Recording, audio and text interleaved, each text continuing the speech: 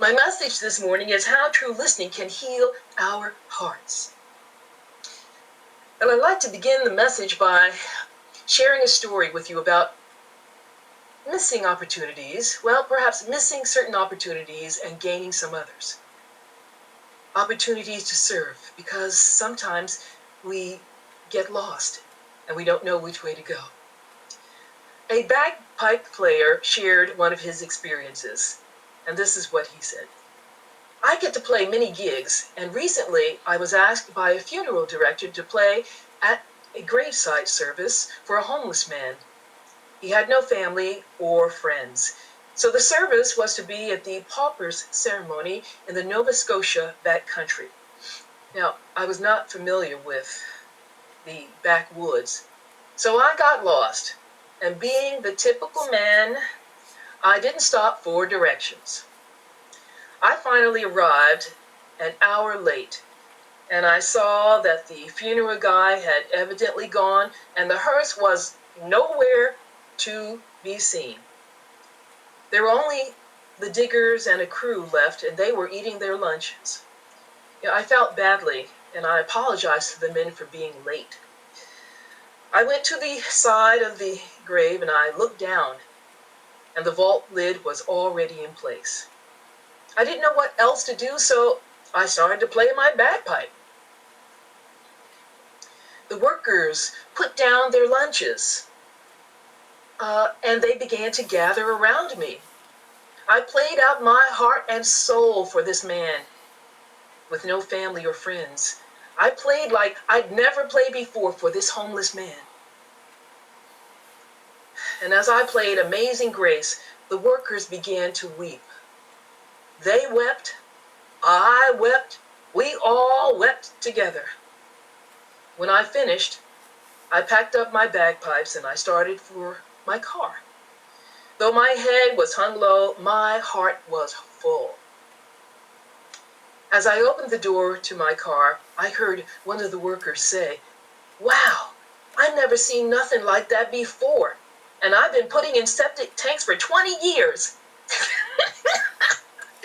Apparently, I was still lost. He said, "It's a guy thing." Okay, besides dealing with the disease of COVID-19, another disease called racism in the U.S. has reared its ugly head again in our country. And even though, as a country, we have had many years to find a cure for racism, like this bagpiper, we're still lost. We don't know what the cure, perhaps we do know what the cure is, but how to establish the cure for this dis-ease in our country. I'm sure, as it was for you, I found it unbelievably difficult to see the way that George Floyd was killed by police on the video which brought all of this to light. I cried. I cried at the inhumanity that I witnessed when I saw Floyd's last moments on earth. I wanted to be held, and I wanted to share how I was feeling with someone else. Communicating is one way that we move hurt and anger from the inside of us to the outside, where it's often easier for us to deal with. When the protesters of many different colors, races, and cultures began marching in the streets in this country, and we saw that others throughout the world were also marching in their streets, I thought how much they wanted their story of the pain and suffering that they felt in sympathy for the plight of Black Americans and their strong desire that things would be righted in our country. They wanted their story of this to be heard as well. Only their message was in pictures that we watched on our television screens. I think the healing of hearts and minds begins when those who are in pain feel as if they are being heard and understood by others around them. This is how true listening can bring healing to our hearts and minds. Well, While we do what we can to bring an end to the pandemic and an end to the injustice and the racism causing so much suffering to Black and brown Americans, there's something else that we can do. That is to listen to those who are hurting around us. For the healing of hearts and minds, perhaps giving them a listening ear is a good place to start the healing process. It is one service which we can all provide easily enough. Some time ago, I read a book that the Archbishop Desmond Tutu wrote with his daughter, the Reverend Mofo Tutu. And the book was entitled The Book of Forgiving, The Fourfold Path for Healing Ourselves and Our World. It was published in 2014. I thought it was an excellent book. And there was a lot about forgiveness. But there was a lot about healing also.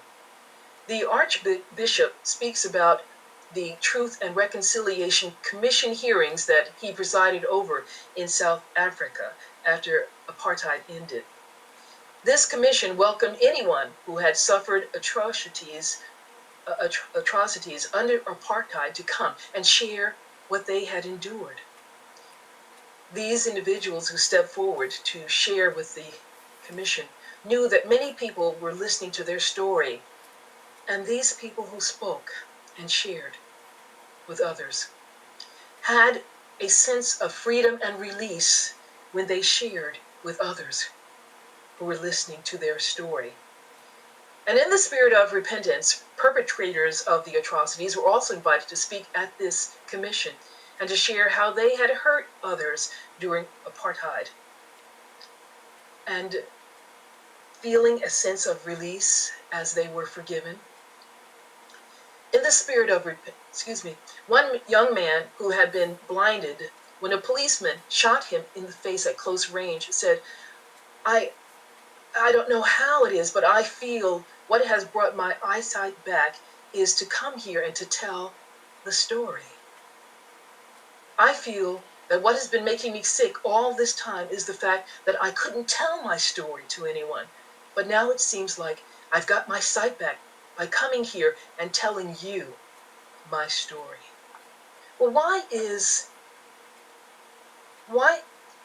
being heard by others so healing to us?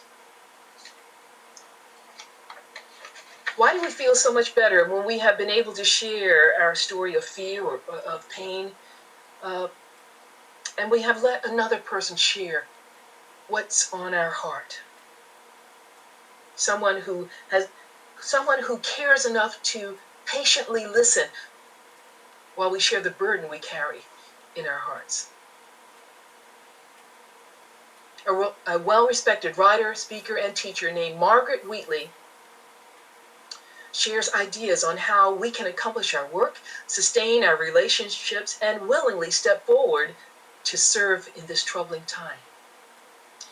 And she explains these things in her book called Turning to One Another, Simple Conversations to Restore Hope in the Future. Margaret Wheatley believes that the reason that being listened to is healing is because it has to do with the fact that it creates listening, it creates relationship. Listening creates relationship. From science, we know that there's nothing in the universe that exists as an isolated, independent entity. Everything takes form from some kind of relationship. Whether it be subatomic particles sharing energy, or ecosystems sharing food, in the web of life, nothing lives life alone. Our natural state as spiritual beings expressing in this human form, having human experiences, is to be together. Though we keep moving away from each other, we haven't lost the need to be in relationship. Everybody has a story, and everybody wants to tell their story in order to be connected.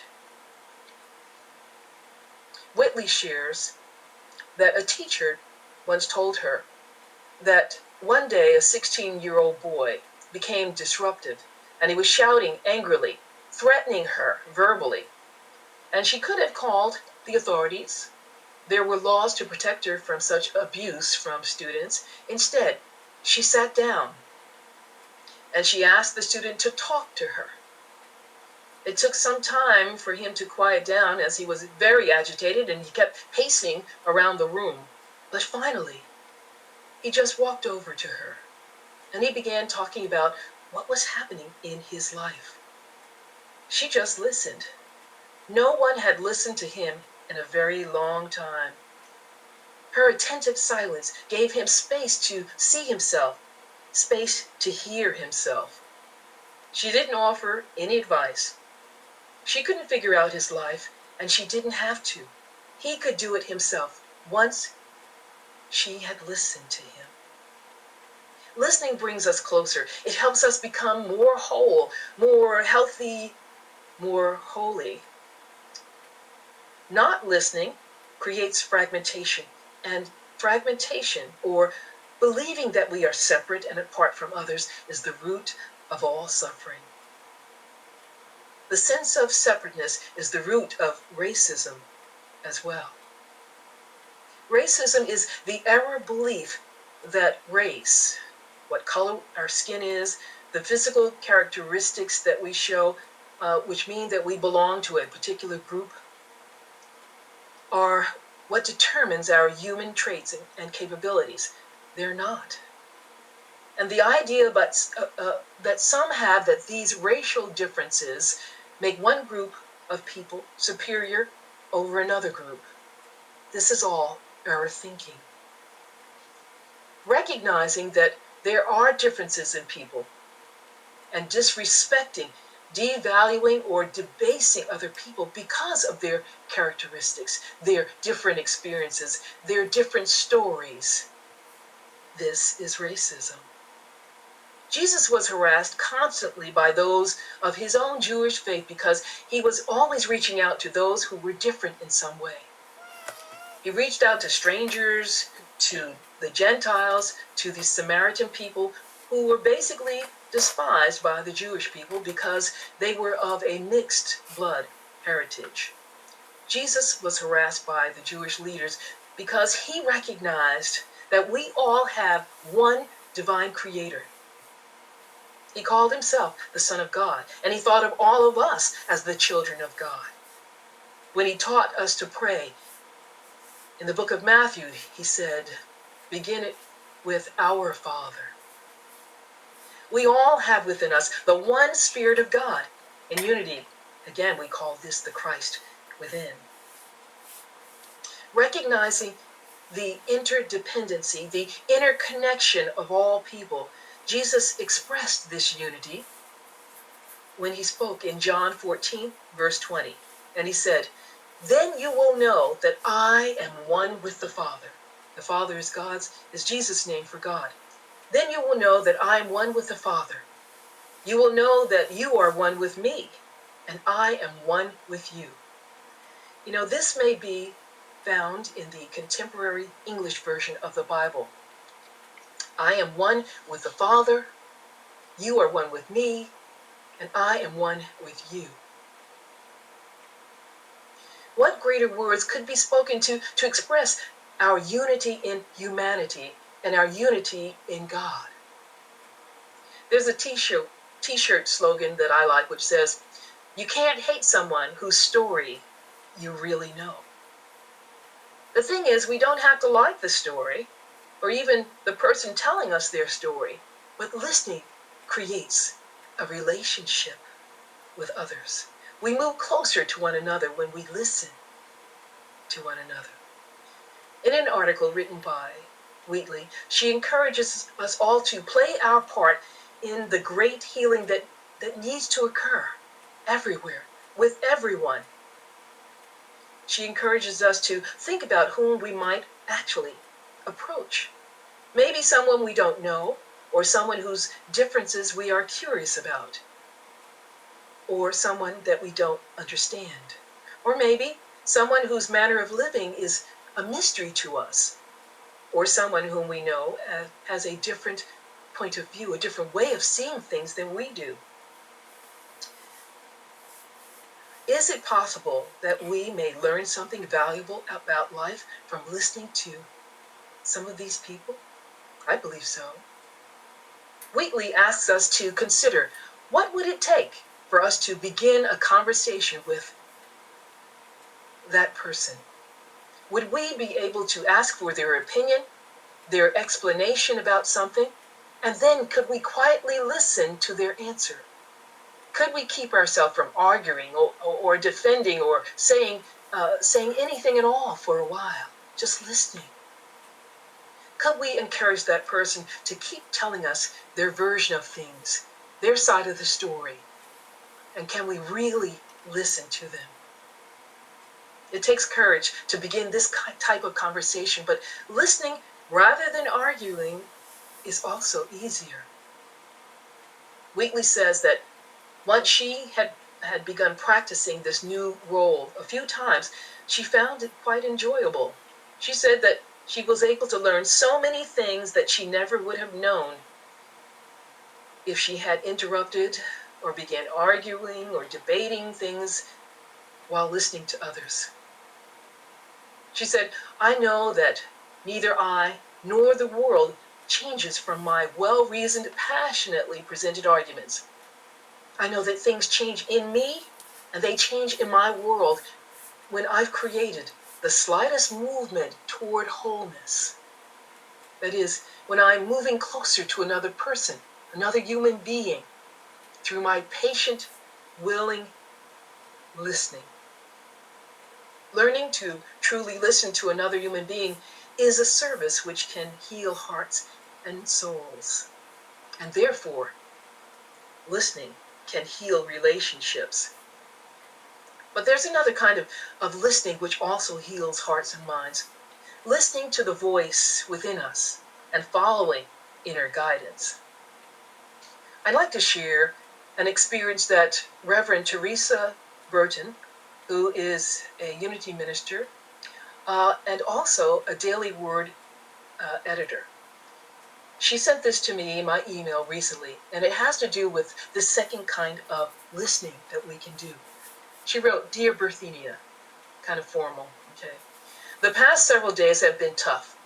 Another public tragic death of an African American following the tragic deaths of so many before him. I've seen it on the news before, but this time it feels different for some reason.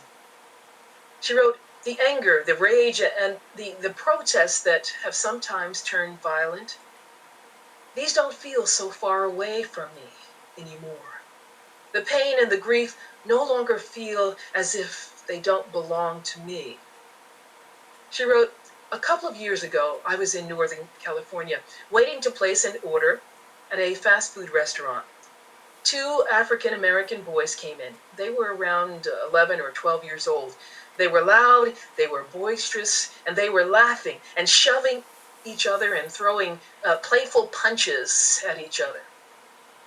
The manager came to the counter and he said, there's no fighting in here. You 2 have to leave. Get out. The boys attempted to clear up the misunderstanding. We weren't fighting, one said. We're brothers and we were just horsing around. The manager said, doesn't matter. You were fighting to me. And there's no fighting in here. You have to leave. But why? Said the boys. I explained that we were just playing. But the manager was firm. He was not moved. He pointed to the door and he said, get out. But we're not doing anything, the boy said. We're just standing here. This is racist, one of the boys said as they left the store. Teresa wrote, I watched that whole scene. Someone should say something, I thought. Those boys were right. They were not doing anything wrong. They were just playing around. Someone should tell the manager that he's being unreasonable. One of these customers here should speak up and defend these boys. Maybe there's a ranking manager here who could overrule this one. Maybe an older relative, the boys, is outside in the parking lot. They should come in and help. Someone should do something. No one did. The boys left. She wrote, I felt terrible. As children, these boys had no agency, no voice, but I did. I was in a position to use my age and my privilege to stand up for them, to agree that they should be allowed to stay, to let the manager know that his response was severe and unreasonable. But more than that, I had a responsibility to speak up. That experience was the moment that I realized my silent outrage doesn't help anyone. If I see what I think is wrong, I need to speak out. I would do things differently now. I would speak up. I would insist that they be able to stay. I would stand up to that manager and inquire as to whether the boy's assertion that the manager's reaction was fueled by prejudice. I would ask him if this were the case. And then I would listen. I would hope that by opening my heart to everyone involved, I could create a space for the anger and the hurt to be transmuted into understanding and love. Reverend Burton continued, given the events of the past several days, this past week, several weeks, I think it's likely that I will have the chance again to speak up, to stand up, and to open up. I understand that this is not something easy, fast, or even linear. The pain around racism has etched deep grooves into our national soul, which won't be smoothed over by a protest, a conversation, or an election. It's a commitment to healing that we all must be willing to make, and like all worthwhile struggles, we'll have to help one another through it. Everything we've seen and heard in the past several weeks, 2 weeks, has opened our eyes. Now it's time to let love open our hearts to everyone. Blessings, she wrote, Teresa. Reverend Teresa Burton, Daily Word editor. And below this, she wrote or typed in, prayer is a gift right now. Please don't hesitate to reach out to our prayer associates today or anytime at www.silentunity.org. They are ready to pray over the phone for anyone in need of prayer. Listening to others and listening to the guidance within, the inner voice, following the promptings of this small voice within us as we relate to others in the world, as we serve others in the world, as we seek to bring change in our world. This is a form of service.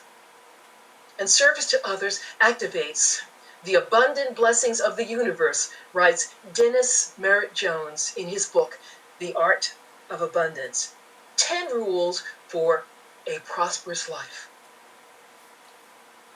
And the premise of Rule 8 is this idea that there is no better way of initiating the flow of God's blessings and love and joy, the flow of abundance in our life than through the act of serving others. Here are points to personalize about rule number 8 on service, which is in Dennis Merritt Jones's book. He writes, number 1, to serve is to extend our essence, our energy, in a manner that enriches and makes other lives better. Our service becomes selfless when we put others first, knowing that we are doing more than simply exchanging one form of energy for another to benefit only ourselves. Number 2, we are to lift our consciousness from me thinking to we thinking. Isn't that good? As a result, we rise above the collective belief that there's not enough to go around. We thinking also affirms that we have discovered the secret to life, which is knowing our oneness with all of life, our oneness with the universe and God, the source of all good. Number 3, service and being served are necessary to each other. Whether our need is for shoes or food or a loving hug or a listening friend, it requires us to be open to a provider who is serving that need. As a result, the law of circulation is activated and the energy of abundance flows freely in our lives.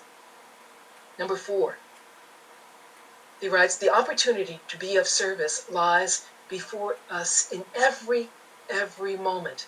It's not just what we are doing as service that is important. It's the mindfulness with which we provide that service.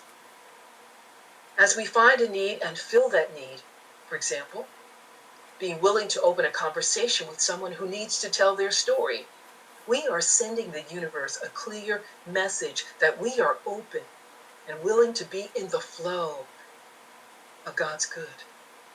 Number 5, who we are and what we do with who we are matters. To mindfully serve others is to recognize and to honor them as worthy recipients of the greatest gift that we can offer: our time, essence, our respect, our reverence, our kindness, our compassion, our patience, our tolerance, our generosity, our joy, and our love. Knowing that what goes around comes around is just an added bonus. Learning to truly listen to others and to the Christ within brings healing to our minds and hearts. God bless you as you let love open up your listening heart.